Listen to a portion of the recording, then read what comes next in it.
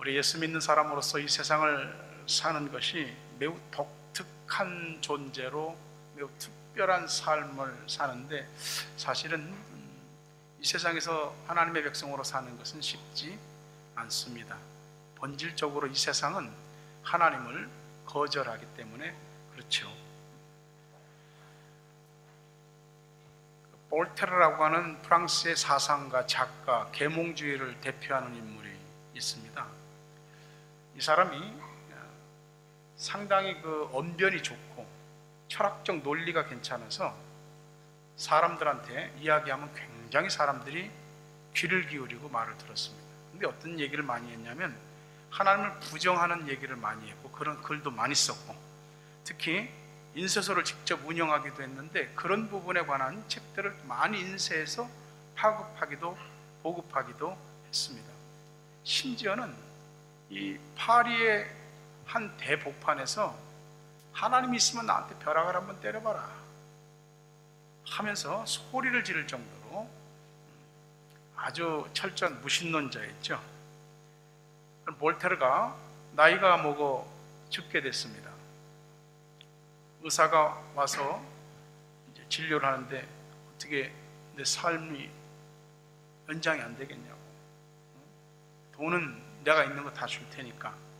의사가 뭐라 그러냐면 제가 할 수 있는 일이 아닙니다. 그 볼테르는 죽었습니다.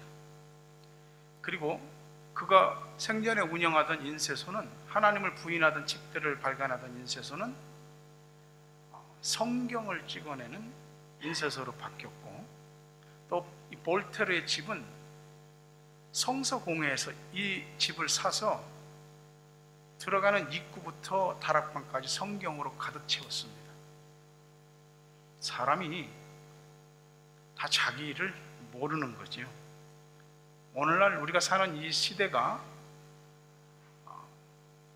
음악과 문학과 또 여러 매스미디어와 영상과 수많은 대중문화가 사람들에게 굉장히 뿌리 깊게 들어와 있지만, 사실은 그 속에서 하나님을 대적하는 모습들이 너무 많습니다.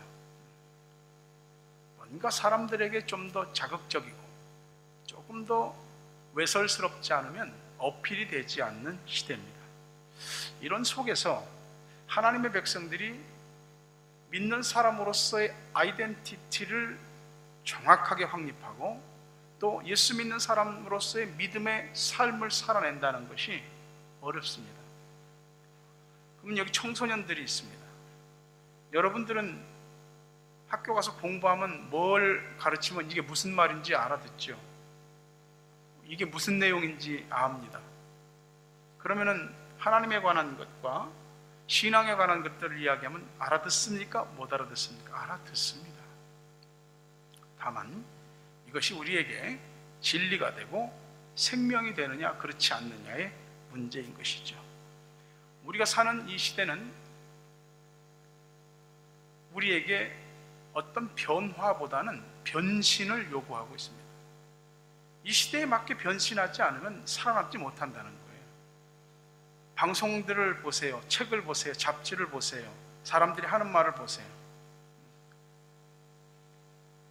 이 세대의 화두가 많이 있겠지만 살을 몇 킬로그램 뺐느냐, 성공했다, 이런 게 화두가 되고 있고요. 누가 돈벼락을 맞아서 크게 부자가 됐다, 그런 얘기들. 또 외모를 바꾸지 않으면 대한민국에서는 살아남을 수 없다. 대한민국은 제가 보니까 성형공화국입니다. 성형공화국. 이 TV에 나오는 사람들은 전에는 몰랐어요. 하나같이 보면 전부 다 얼굴에 손을 안 댄 사람이 없어요. 그만해도 괜찮은데. 매스컴은 이 세상은 끊임없이 우리의 외모를 바꾸어서 너의 삶을 변신시키고 인생을 바꾸라고 이야기합니다. 근데요, 몸이라고 하는 것은 바꿔서 좀 좋을 수는 있겠죠. 그런데 남는 게 없습니다. 몸이 재산인 것 같아도 몸은 늙고 썩어요. 자꾸 쇠약해지더라고요. 근데 사람이 어떤 외모를 바꾸어서 조금 자신의 삶에 활력을 집어넣을 수도 있죠. 긍정적인 면으로. 하지만 사회 전체가 보편적인 가치가 내면적인 것보다 외적인 것에 더 가치 중심을 두는 사회로 변화하고 있다는 것은 그 사회가 저급한 사회로 전락하고 있다는 얘기입니다. 우리는 변해야 되는데 외모가 아닌 우리의 마음이 변해야 됩니다. 세상을 살아오면서 많은 일들을 우리 모두 겪었습니다. 그리고 지금도 겪고 있죠. 어떤 일이 여러분 제일 어려웠나요? 나를 힘들게 하는 일이 뭐가 그렇게 어렵나요? 제일 힘든 건 경험해 보니까 내 자신이 변화되는 게 제일 힘들더라고요. 다른 사람을 바꾸고 그 사람의 마음과 생각을 바꾸고 내가 그 사람의 삶을 바꿔주고 하는 것보다 훨씬 더 어려운 일은 내 마음의 세계를 바꾸는 것이고 내 마음에 변화를 주는 일이 가장 어렵더라고요. 세상에 그 넓은 것 같은 세상에 내 안에 세상이 있어요. 내 안에 세상이 안 바뀌어. 그게 제일로 힘든 겁니다. 하나님이 우리에게 항상 강조하시는 건 마음이 새로워지는 겁니다. 마음이 새로워지는 것은 마음에 밭이 있어요.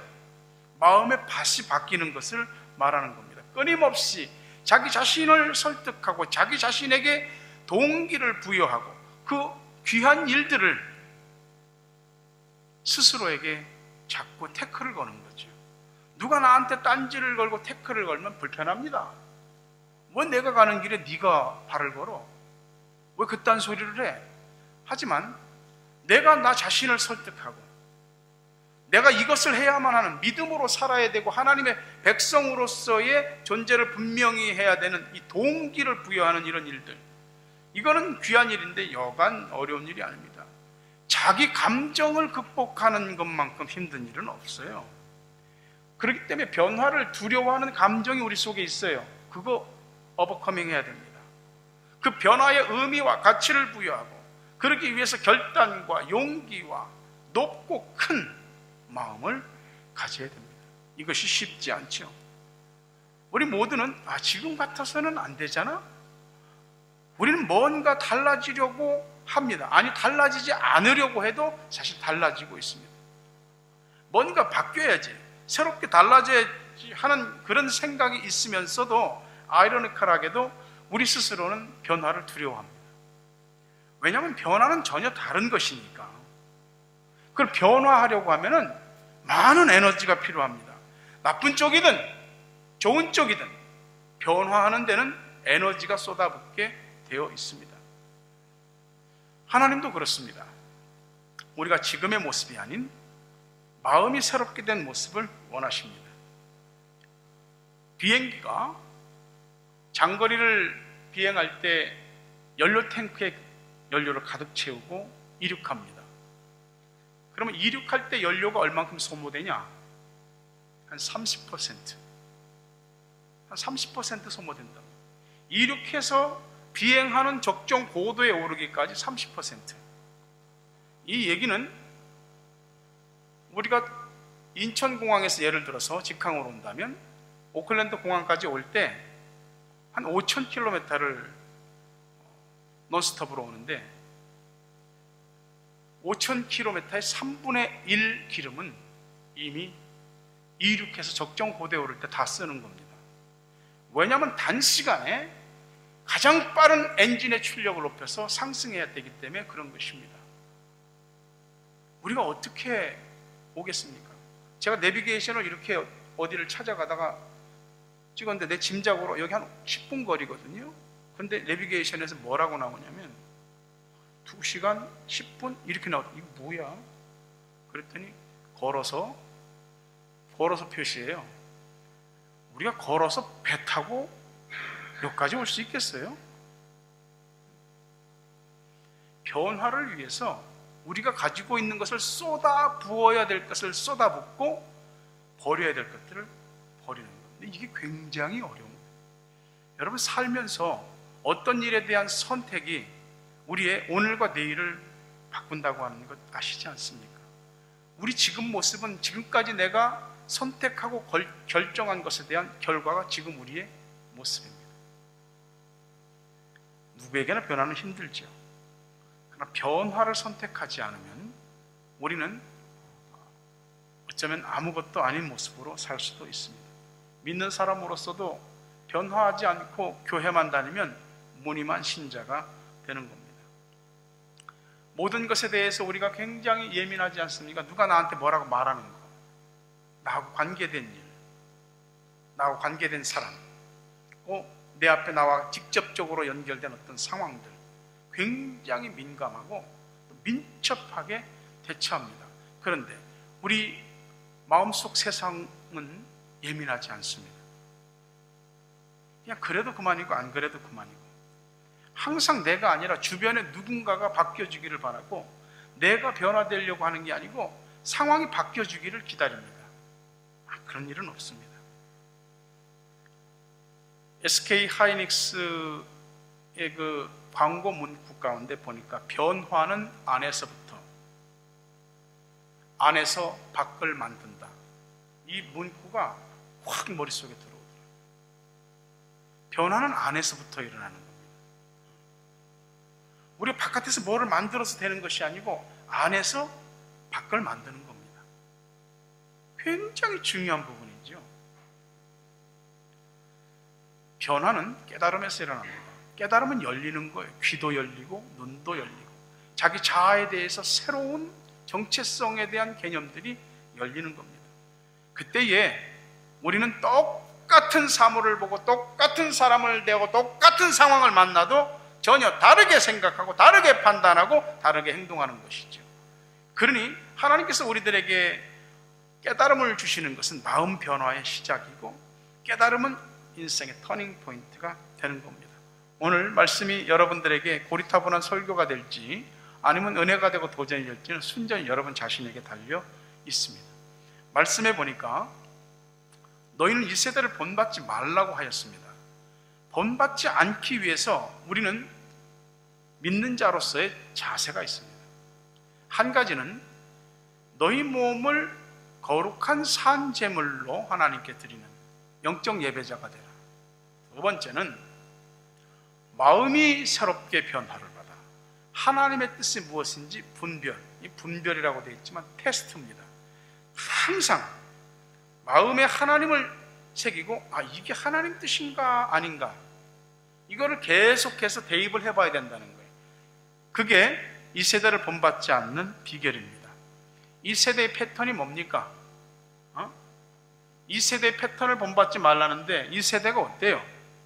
폭력, 살인, 성적 개방, 성 정체성의 혼란과 모호함, 그리고 그것을 자유라고 부르짖는 시대가 됐습니다. 만화에서부터 게임, 소설, 문학, 사람들의 삶에 이르기까지 개인 폭력, 조직 폭력, 국가가 힘을 가지고 국민을 짓누르는 국가 폭력, 또 더 힘이 센 국가가 힘이 약한 국가에 대해서 권력을 행사하는 폭력, 이게 난무하는 시대입니다. 오늘날의 전쟁은 쉬워졌습니다. 옛날에는 앞에서 총칼을 들고 나가서 싸워야 되지만 지금은 앉아서 레이더로 스크린으로 보면서 버튼으로 누르는, 어쩌면 양심의 가책을 덜 받고 그냥 버튼 하나 누르면 미사일이 발사되고 그리고 사람들이 죽어나가든지 말든지 무감각한 그런 시대입니다. 쉽게 포악해지고 쉽게 사람을 죽입니다. 자기와 아무런 상관도 없는데 자신의 어떤 사회적 불만과 안 좋은 감정들이 묻지마 살인으로 나타나는 시대입니다. 이런 시대의 현상을 분별할 줄 알아야죠. 하늘이 어쩌면 내일 비가 오겠다, 내일 맑겠다 아는 것처럼 이 시대를 분별하는, 이 시대의 표적을 분별하는 능력이 있어야 하지 않겠습니까? 오늘 우리 시대는 노아 대홍수 때 지구가 멸망을 겪은 그 시대의 모습과 조금도 다를 바가 없습니다. 문제는 세상은 그렇다 치고 믿는 사람들도 이 땅의 모든 목적과 목표가 있습니다. 이 땅에서 잘 되기 위한 것이 궁극적인 목표입니다.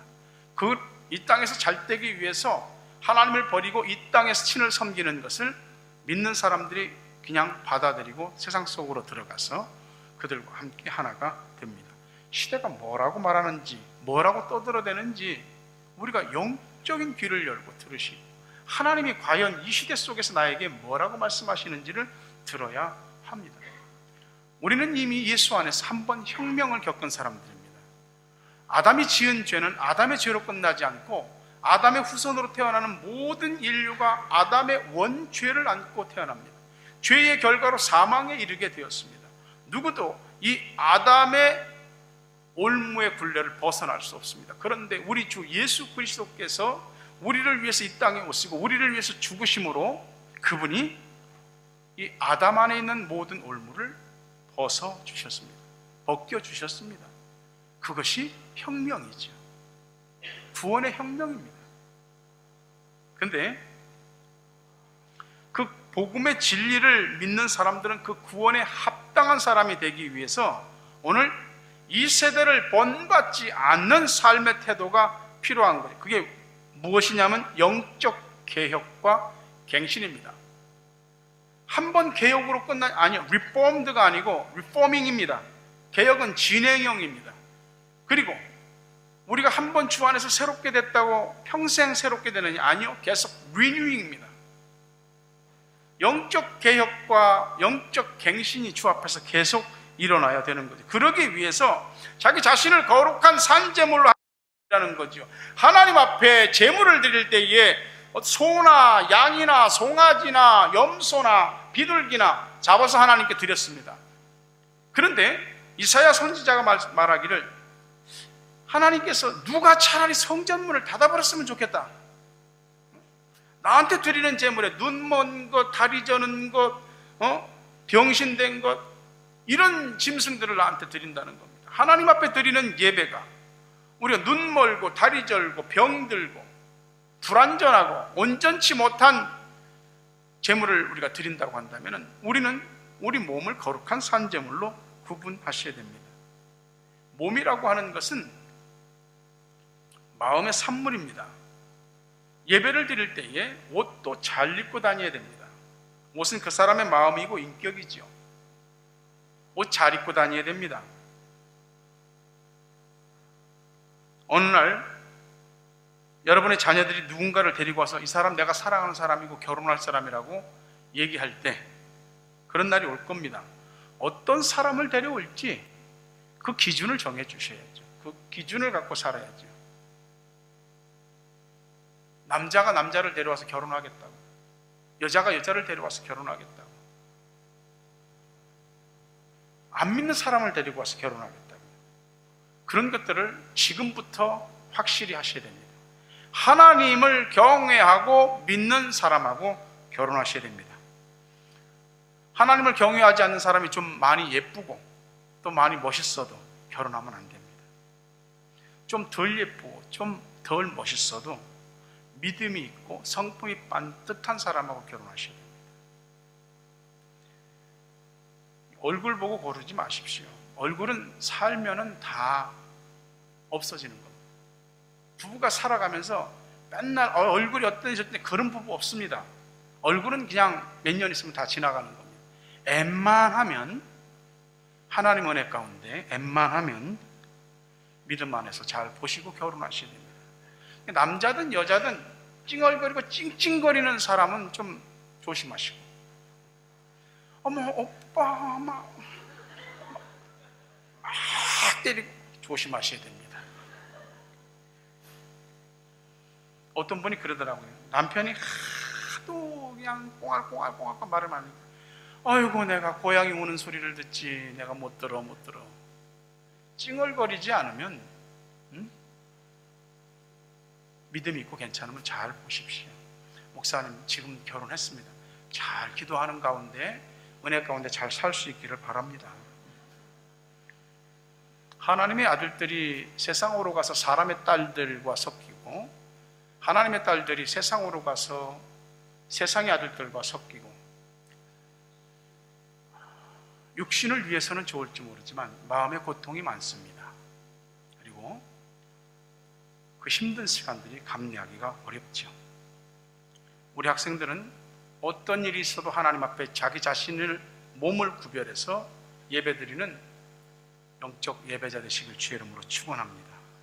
어떤 일이 있어도 어디를 가도 생명 내놓고 예배드리는 것은 놓치지 않는 우리 모두가 되셔야 됩니다. 이 예배 시간에 엉뚱한 생각하지 말고, 예배 시간에 엉뚱한 짓 하지 말고, 설교하는 목사님하고 눈을 마주치고 함께 마음이 맞대고 그래야 합니다. 청소년, 청년의 때부터 이 세대의 황금만능주의와 물질주의에 귀속되지 마십시오. 돈은 필요한 것이지만 돈은 우리 인생의 궁극이 아닙니다. 어려서부터 돈의 노예가 되지 않기 위해서 11조 드리십시오. 11조는 모든 물질이 하나님께로부터 온 것을 고백하는 신앙 고백입니다. 돈 주인은 하나님이세요. 하나님이 쥐어줘야 내 거지 내 건데 하고 펴보면 없어요. 보다 더 나은 조건과 보다 더 나은 현실적인 제한들을 따라서 움직이지 않아야 됩니다. 그게 하나님의 뜻이 무엇인지를 테스트해보는 사람의 올바른 모습입니다. 제가 저번에 한국 갔을 때 한국에서 교회를 새롭게 시작하기를 청빙을 제안을 받았습니다. 목사님, 제 나이가 70입니다. 제가 지금까지 모았던 모든 전 재산과 또 함께 주님의 일을 할 수 있는 믿음 있고 기도하는 사업가들이 있습니다. 여기 오셔서 시작하시면 함께 하겠습니다. 제게 그런 얘기를 하더라고요. 왜 나한테 그런 소리를 합니까? 너무나 힘들고 고통스럽게 살았고 하나님의 은혜로 돈을 많이 벌었습니다. 공장도 1공장, 2공장을 크게 지었습니다. 사업도 안전합니다. 국가 방위산업체 납품하고 환경처에 납품하는 일들이기 때문에 절대 사업이 망가질 염려도 없습니다. 왜 납니까? 마지막 생애에 주님의 일을 할 수 있는 종을 찾습니다. 보니까 외국에서도 많이 다시 한국으로 들어오셔서 목회를 하십니다. 여기 한국에 길 잃은 양들 많습니다. 갈 바를 몰라하고 정말 제대로 믿고 싶어 하는데 힘들어하는 양들이 많습니다. 왜 나한테 그런 얘기 하십니까? 처음 만났는데, 지난번에 얘기했던 그 의정부 권사님, 기도하는 권사님, 가서도 선교관에 머물고 있는데도 목사님, 제 아파트 하나 한 채 있습니다. 와서 거기서 지내십시오. 이번에도 제가 다음에 한번 또 오면은 그때 기도합시다. 그리고 왔는데 자기네 아파트 비어 있으니까 와서 지내라는 거예요. 근데 제가 전도사 때부터 하나의 철학이면 철학의 중심이 있습니다. 아무 도움이나 받지 않고 아무 돈이나 안 받습니다.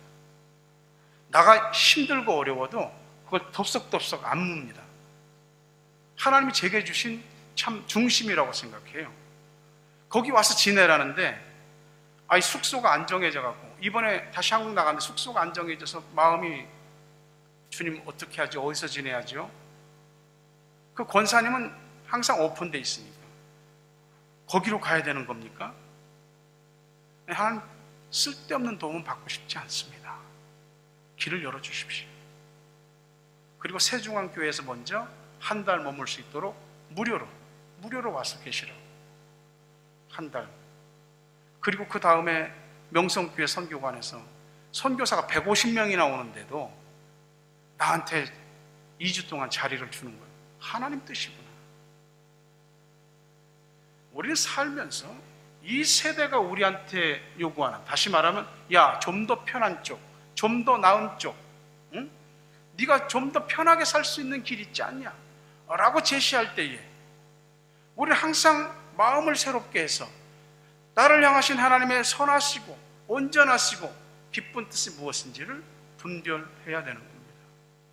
그래야지 흔들리지 않게 되는 거예요.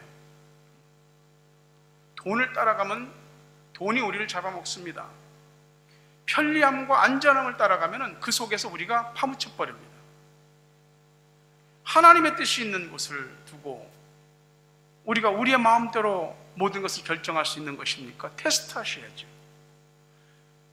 자식에 관한 일이든 공부에 관한 일이든 여러분의 결혼이든 미래든 어떤 신앙에 관계된 일이든 전부 하나님 이것이 어떻습니까? 하고 하나님께 하나님의 뜻을 물어야 되는 거 아닙니까? 그때 하나님께서 여러분들에게 마음을 주시지 않겠어요? 목표가 분명한 사람은 해야 할 것과 하지 않을 것을 정합니다. 뭘 버려야 될지, 뭘 취해야 될지를 하나님의 기뻐하시는 뜻을 따라서, 선하신 뜻을 따라서, 온전하신 뜻을 따라서 결정하는 거예요. 나 밥 잘 먹여주고, 나한테 안전하게 해주고, 나한테 더 탄탄하게 해주고, 나한테 좋은 대우 해주고, 그런다고 그런 쪽으로 자신의 마음과 생각을 결정하는 것이 아니라 이 말이죠. 하나님의 형상이 없죠. 근데 다 눈이 없는데 다 보고 계시고, 귀가 없는데 다 듣고 계시고, 손발이 없는데 다 하나님이 움직이시고 계세요. 그걸 어떻게 알아요? 믿음으로 아는 거죠. 영으로 아는 거죠. 그분이 살아계시고 역사하시는 분인다는 것을 우리가 어떻게 우리의 믿음으로 그분을 보이는 것밖에 없습니다. 눈에 보이는 부분에 인정을 받는 것은 실력과 재주지요. 근데 눈에 보이지 않는 부분을 인정을 받는 것은 영적인 부분입니다. 보이는 행위로 내 믿음이 어떤지를 입증하셔야 하는 것입니다. 음식 하나 놓고도 어디를 놀러 가도 인증샷을 찍는 게 오늘날의 모습입니다. 하물며 믿음이겠습니까? 우리 마음 안에 가지고 있는 믿음이 관념적인 믿음이 아니고 자기 만족적인 믿음이 아니고 주님과 사람들에게 인정받는 믿음이려면은 보여줘야죠. 행위가. 오늘 하나님께서는 우리들에게 아주 간단하게 말씀하셨습니다. 이 세대는 하나님의 백성들이 빠져들어갈 곳이 아니라고 분명히 선을 긋습니다. 이 세대를 본받지 마라. 이 세대의 유행과 흐름과 패턴을 따라가지 마라. 어떻게 하면 따라가게 됩니까? 자꾸 접하면 따라가는 거죠. 자꾸 검정고 손에 묻히면 손 검정고 됩니다. 제가 며칠 전에 오랜만에 구두를 한번 닦았어요. 제가 군대에서 구두를 닦을 때는 우리 군악 때는 워커 하나 닦는데 구두약 한 통 씁니다. 손에다가 구두약을 쫙 발라갖고 전부 다 맞는 표현인지 모르는데 몇 끼를 입힌다고 그래요. 딱 이렇게 입힙니다. 입히고 불에다 한번 쫙 광을 냅니다. 그러면은 구두약 한 통이 그냥 딱 그 두툼하게 광을 냅니다. 그럼 그때부터 물을 묻혀갖고 막 융에다 해서 워커를 닦습니다. 그 생각이 나서 한번 구두를 닦아봤어요. 닦았더니 손이 새까매졌어요. 근데 한참 수세미로 문지르니까 지워집니다. 우리가 이 세대를 본받기 위해서 자꾸 이 세대의 패턴에 손을 갖다 대면은 얼룩집니다. 얼룩진 걸 안 닦으면 얼룩이 그대로 남습니다. 부디 예배를 드리되 자기 몸을 거룩한 산제물로 구별해서 드리는 참된 영적 예배자 되시길 주의 이름으로 축원합니다. 늘 마음을 새롭게 함으로 적극적으로 변화를 받아서 내 인생을 향한, 내 자녀를 향한, 우리 가정을 향한, 우리 미래를 향한, 교회를 향한 하나님의 선하시고 기뻐하시고 온전하신 뜻이 분별하고 늘 테스트해서 하나님의 뜻 가운데 머물고 하나님이 주시는 물된 동산 같은 축복, 시냇가의 신기운 마르지 않는 축복, 항상 푸르고 시절을 쫓아 열매를 풍성히 맺는 여러분 모두 되시기를, 특히 우리 학생 청년 되시기를 주의 이름으로 축원합니다.